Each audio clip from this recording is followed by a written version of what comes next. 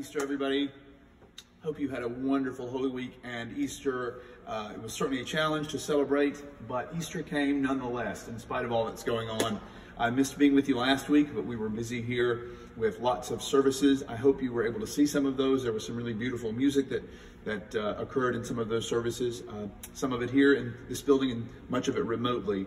So all those things are on our website. If you'd like to go back and take a look at those services, that would be great. But we're back this week with some music for Easter, for the Easter season. This is a wonderful piece by David Johnson. You've heard me play lots of his trumpet tunes, the American, 20th century American composer. And this is based on the well-known melody, Lasst uns erfreuen. I grew up with that melody, certainly, and probably many of you did in church, to either All Creatures of Our God and King or other texts. This particular text is an Easter text. Now let the vault of heaven resound in praise of love that doth abound. Christ hath triumphed. Alleluia. And it's just one of my favorite settings of that tune. I've given a shout out a couple of times to my good friend Sandy McMahon back in McKenzie, Tennessee. Sandy introduced this piece to me. She used to play this. And she's recovering from some surgery, and I hope she's doing really well. So Sandy, if you happen to be watching or if you get to listen to this, we're thinking of you and sending you lots of good thoughts for speedy recovery. So I'm going to continue on with some more music for Easter. This music sounds a little bit less Eastery. It's Easter music that doesn't sound so Eastery to our ears. A couple of pieces by Bach. Bach wrote a collection of pieces called the Orgelbuchlein. It was supposed to be a piece basically for just about every day of the church year, liturgically appropriate. It's not quite complete, but it's a good number of pieces. They're all short, nothing extended at all. And these are two for Easter. Just a quick word about them. The first is Christ lag in Todesbanden, or Christ lay in death's grasp. And the second is Heute triumphiert Gottes Sohn, or Today Triumphs God's Son. The first one is largely in a minor key, and these German chorales, even if they were strong, but they weren't always cheerful in the way we think of cheerful Easter music, certainly not like the Johnson. So the first one, actually, you may hear it say, I don't know, it doesn't sound too Eastery, but the chorale itself, and certainly the text, in death's strong grasp the Savior lay, for our offenses given, but now the Lord is risen today and brings us life from heaven. So strong Easter text, and then with decorated work here in the chorale. I'll say about both of them, they're not really hard because they're short, but they're busy, and your feet are very, very busy. I should say my feet are very, very busy in both of these. So I sort of cross myself a little before I jump into these. So the first is Christ lag in Todesbanden, and then Heute triumphiert Gottes Sohn, which is a little more triumphant and cheerful sounding. So I'll play these two from the Orgelbuchlein, or Bach's Little Organ Book.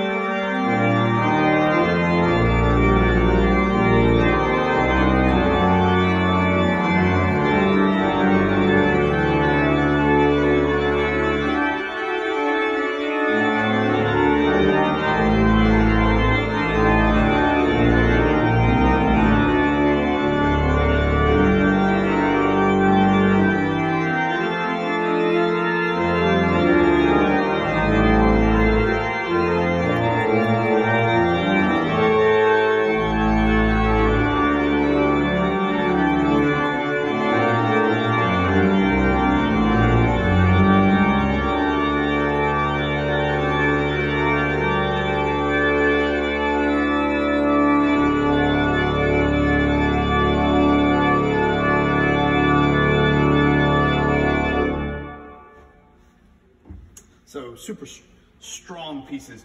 When I was in high school and learning to play and was playing for church, I would play these in the Easter season, and they weren't always so popular at my little church in Tennessee. I don't think people heard them and thought Easter lilies, but anyway, we know that that's what Bach was thinking about. So a couple of great pieces for Easter.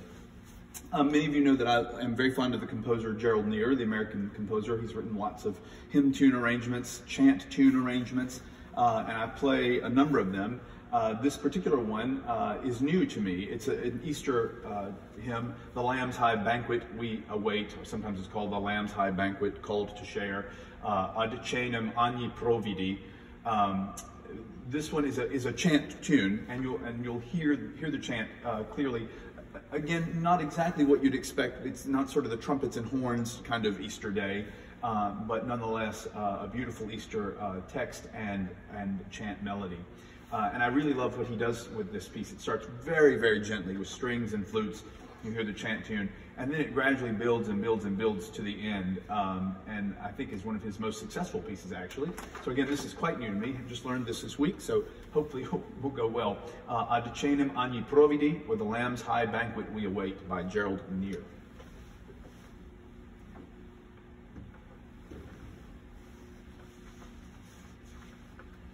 I should just say, he sets the initial exposition of the chant melody and the accompaniment very, very high. Maybe that's text painting for the high banquet. I'm not sure about that. You can decide.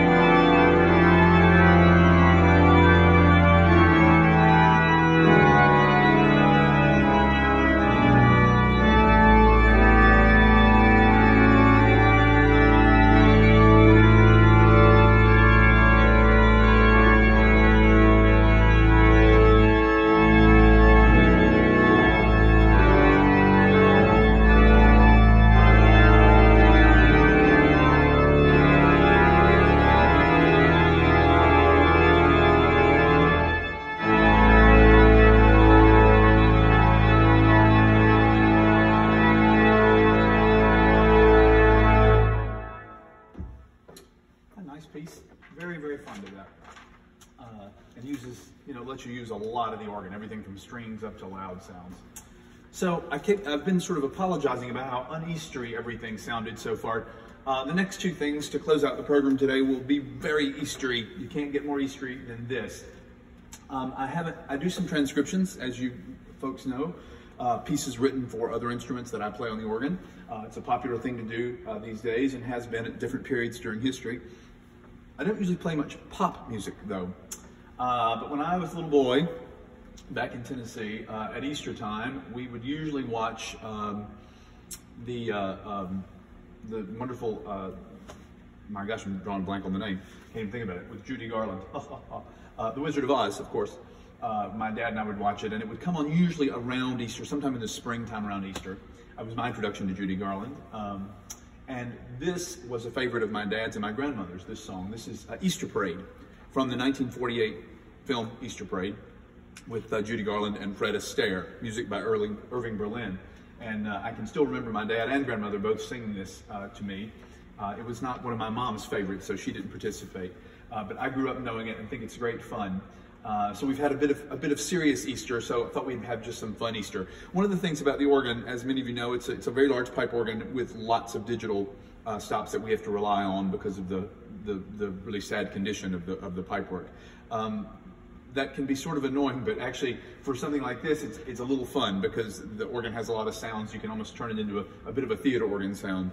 So this is different for me, and I hope you enjoy it. I don't offend anybody, but this is Easter Parade, played on the organ. You can imagine the text about the Easter bonnet. I'll let you sing along at home.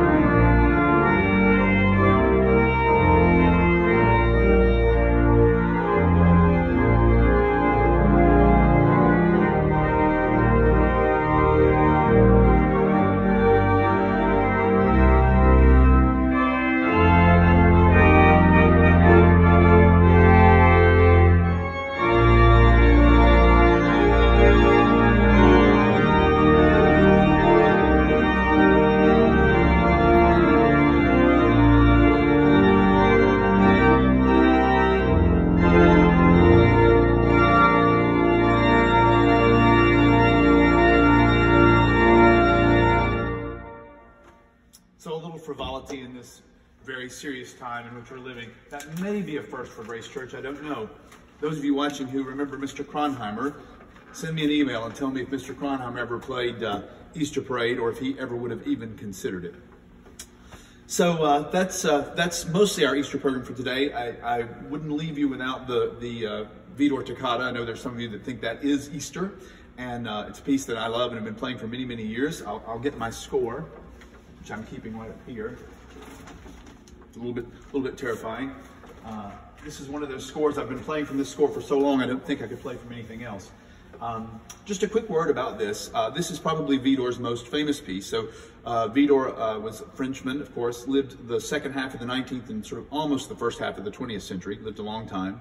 And he was the titular organist at Saint-Sulpice, very famous position to have for 64 years, long time. He had some very famous students, Dupré and Vierne, Marcel Dupré and Louis Vierne were students of his.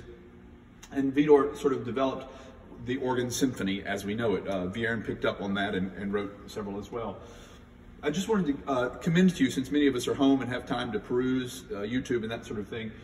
This is the Toccata, the last movement of Vitor's Fifth Symphony. He wrote 10 symphonies. The latter two had nicknames, the Gothique and the Roman. But I wanted to commend to you, well, this is a wonderful piece, of course. The first movement of the Fifth Symphony is an absolutely outstanding piece for the organ. And two of my favorite symphonies, number 6 and the Roman, the nickname Roman, are just really amazing pieces. They're all great, but the number 6 and the Roman are two of my favorites, and the first movement of Symphony 5. So if you have some time on your hands, get on YouTube and listen to some more Vitor symphonies in addition to this. Again, this sort of is I think it's not too hard to go from Easter Parade to this. While this is certainly a serious piece, it's really a carousel and a carnival all wrapped up in this toccata with the famous melody in the pedal. So I hope that you have had a wonderful Easter, as I've already said, and hope that spring is coming to your house and that people are still safe and well. We miss you here at Grace Church. We're happy to continue to bring you things, the concerts, the Views of Grace tours. If you want to get the group Views of Grace tour and you're not getting those, email me and let me know. And all the things that we can offer to you. Send me an email, happy to hear from you, and looking forward to the day that we can all be together in this great space again and play and listen to organ music live. So blessings for this week, and we'll see you next week.